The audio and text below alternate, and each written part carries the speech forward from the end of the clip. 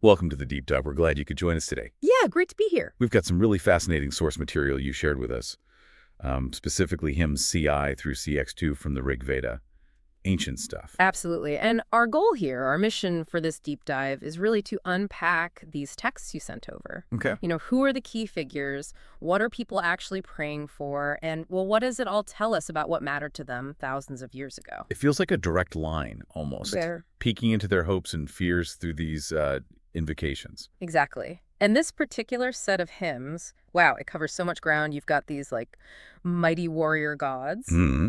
But also skilled artisans, and then these really personal cries of, well, anguish and pleas for healing. It's a whole spectrum. Okay, so where should we start? There's a lot here. Let's start with Indra. He really dominates quite a few of these hymns, CI through CIV and CIX too. Right, Indra. What's the main picture we get of him from these sources? Power, just immense power. He's fierce, thunder-wielding, the archetypal warrior god, the conqueror. The texts list so many enemies he defeats, don't they? Like Dasyus, Simyus, Vyamsa, Sambara, Pipru, Susna, Ahivitra. It's quite a list. It really is. And specific actions, too, like shattering the forts of Dasas or striking down Ahi to release the waters. Why list so many, do you think? What's the significance there? Well, it strongly suggests life involved constant conflict, right? Both human enemies, the Dasas or Dasis perhaps, and maybe, cosmic or natural forces. Think Ahi or Vutra holding back the waters. Ah, okay. So Indra is the power to overcome anything. Pretty much And- any obstacle. And his victories aren't abstract, they bring tangible things. Land, sunlight, water, cattle. Himseether is super clear on that, finding cattle, horses, plants, forests, waters. Essential stuff. Yeah, survival. He's also mentioned with the Maruts a lot, like they're his posse. That's a good way to put it, his stormy retinue, yeah. And Himseether, it calls him a friend of the fair-complexioned friends, the Aryas. Right, asking him to increase the Arya's might and glory. Exactly. So his cosmic power is tied directly to the people worshiping him. He's their champion, lord of horses and cows, master of everything that moves and breathes. He brings the spoils. And that name, Magavan, keeps popping up. Lord of bounty, holder of treasures. It connects the warrior aspect directly to being a provider. He wins stuff, and he gives stuff. Himseether even calls him son for glory for, teaching humans. A cultural guide, too, perhaps. So, okay, he's this big warrior provider. Are the prayers mostly just about, winning fights and getting loot? A lot of them are, definitely. Asking for help against enemies. Doesn't matter if they're kinsmen or strangers, cowards or brave ones. It's practical. Victory, wealth. But I sense something deeper, too, like Himsi says, may Indra be our succor. And CI asks for him to be their protector. Yes. And it gets surprisingly personal. That bit in hymn CIV asking him not to harm their unborn offspring. Rend not our unborn brood. Yeah, that stood out. It really brings it home, doesn't it? This mighty cosmic figure is also the one you ask to protect your family, your future. It makes their concerns feel very immediate. And the way they interact is through ritual, right? Especially offering soma. That's the core transaction, seems like. The offering invites his presence, seeks his favor, and the imagery is powerful, his thunder roaring like heaven's voice. With horses the bays, bringing him fast. Right. And Hymn C says his power limit. Nobody's reached it. Not gods, not mortals, not even the waters. That vastness, bigger than earth, heaven, rivers, mountains, it's just huge scale. And then you get that direct prayer in CII. Break down the vigor of our foes. Yeah, and even sensory details, like hearing the stones pressing the soma in Hymn CIX, it grounds the whole thing. So Indra is key for, well, both the big battles and the really personal safety net. Now, some hymns pair him up, don't they? With Agni, Indra Agni. That's right. CIX and CIX focus on them together. Indra Agni, like a divine power couple. Suggests that maybe combining forces was seen as, extra potent sometimes. Yeah. They share a wondrous car. They're invited to drink soma together. They strive with one aim, have a blessed name, and they're both called Virtra Slayers. Ye with one aim, ye strove, O Virtra Slayers. So Agni seems to join Indra in that fundamental fight against obstacles. And their combined greatness is described like Indra's alone, bigger than earth, heaven, rivers, mountains. Maybe invoking them together is like ensuring the soul divine voltage is applied. Could be. And the prayers are similar, but to the pair. Win wealth, give wealth, and again, save us in our battles.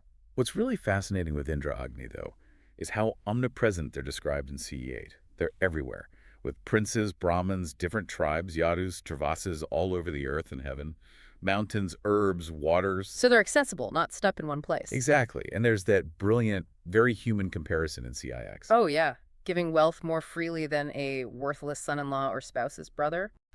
Yes. It just grounds their divine generosity in such a relatable, maybe slightly awkward family dynamic. Tells you how they used their own world to understand the gods. It really does. And they're linked to the ancestors, too, the very sunbeams wherewith our fathers were of old united, connecting them across generations. But the basic call is simple. Come together, drink, protect us, save us. Okay, shifting gears a bit. Hymns CX and CXI talk about the Arbus. They feel different. You really are not warriors like Indra. They're the sons of Sudhanvan, called heroes, but their power is in skill.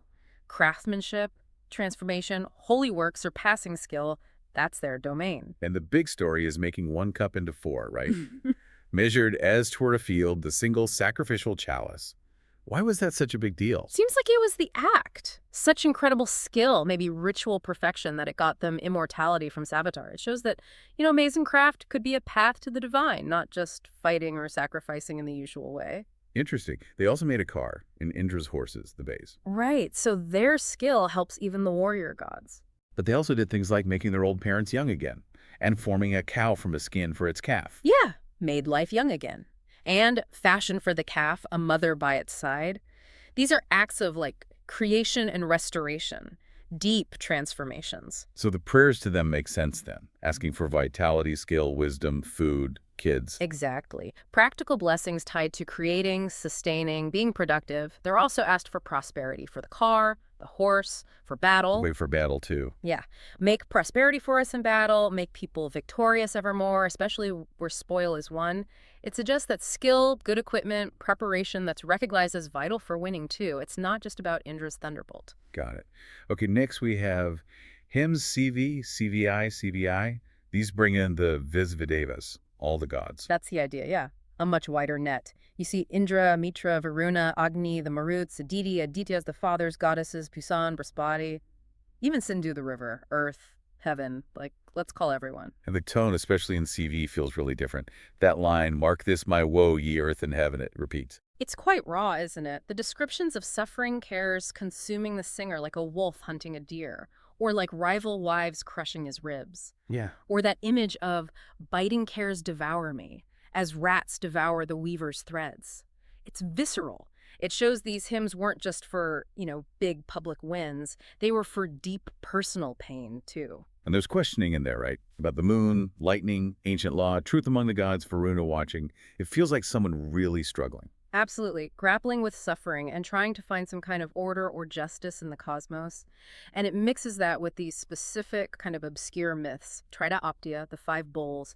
Trita in the well rescued by Brihaspati, the ruddy wolf. It's complex.